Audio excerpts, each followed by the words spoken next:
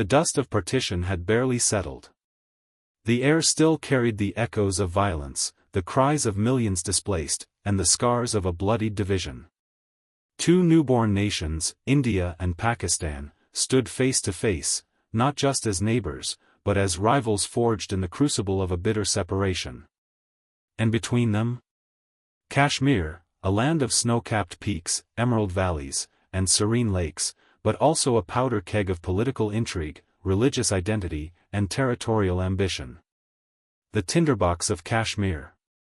Maharaja Hari Singh, the Hindu ruler of the predominantly Muslim princely state of Jammu and Kashmir, hesitated. Should he accede to India, join Pakistan, or declare independence? Pakistan, fearing Kashmir's potential accession to India, launched Operation Gulmarg, a covert invasion by Pashtun tribal militias, backed by Pakistani army officers in plain clothes. By October 1947, thousands of armed tribesmen stormed into Kashmir, pillaging towns, advancing toward Srinagar, and triggering panic. India enters the fray. Facing imminent collapse, Maharaja Hari Singh signed the Instrument of Accession to India on October 26, 1947, in exchange for military aid. India airlifted troops to Srinagar just in time to prevent its fall.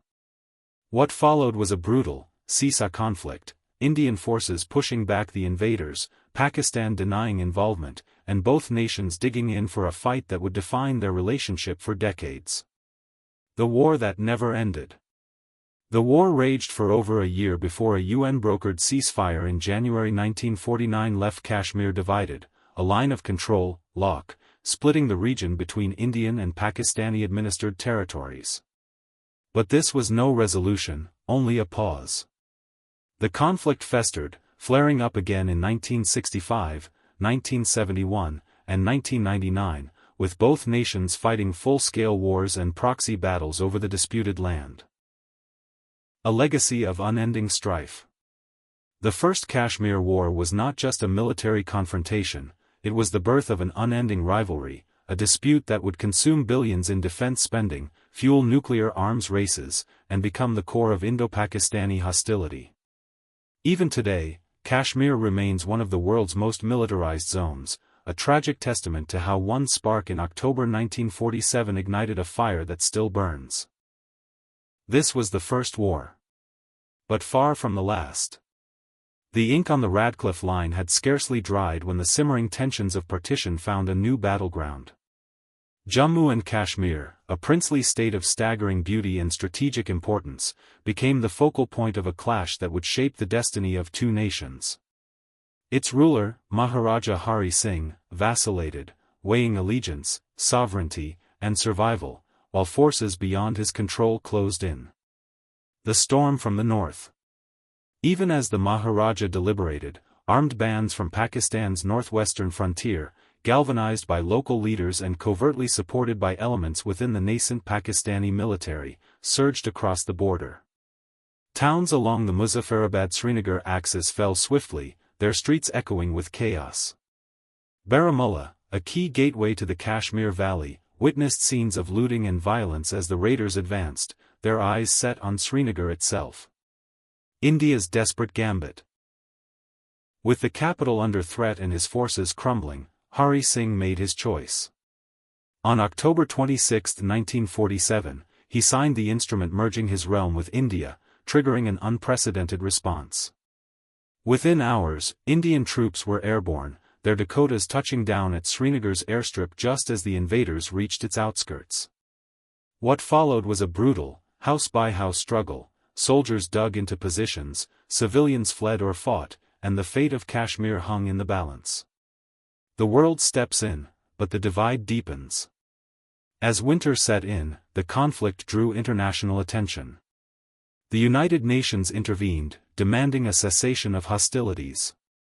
By January 1, 1949, guns fell silent, but the agreement did little more than etch a jagged demarcation across the region. The so-called ceasefire line hardened into a de facto border, splitting families, cultures, and loyalties. A festering scar. What began as a swift, brutal confrontation evolved into a perpetual struggle. The ceasefire did not bring peace, only an uneasy pause. Over the decades, the dispute festered, erupting in full-scale wars, insurgencies, and diplomatic deadlocks.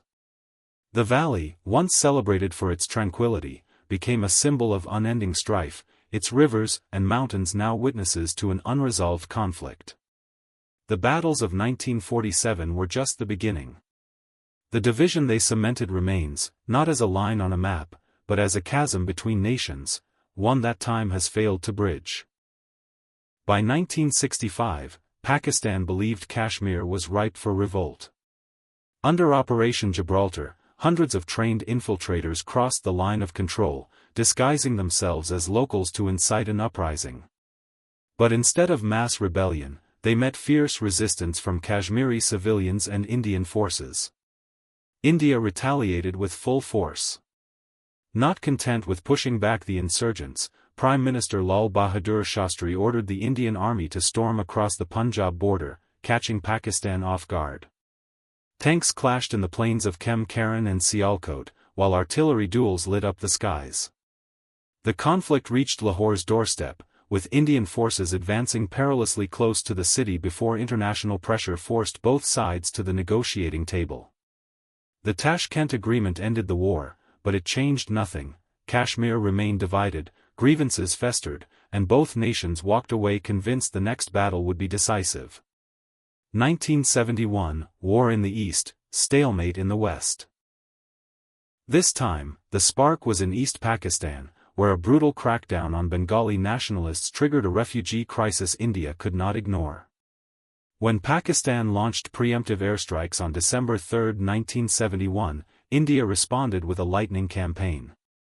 In just 13 days, the Indian army, supported by the Mukti Bahani, crushed Pakistani forces, leading to the surrender of 93,000 troops and the birth of Bangladesh.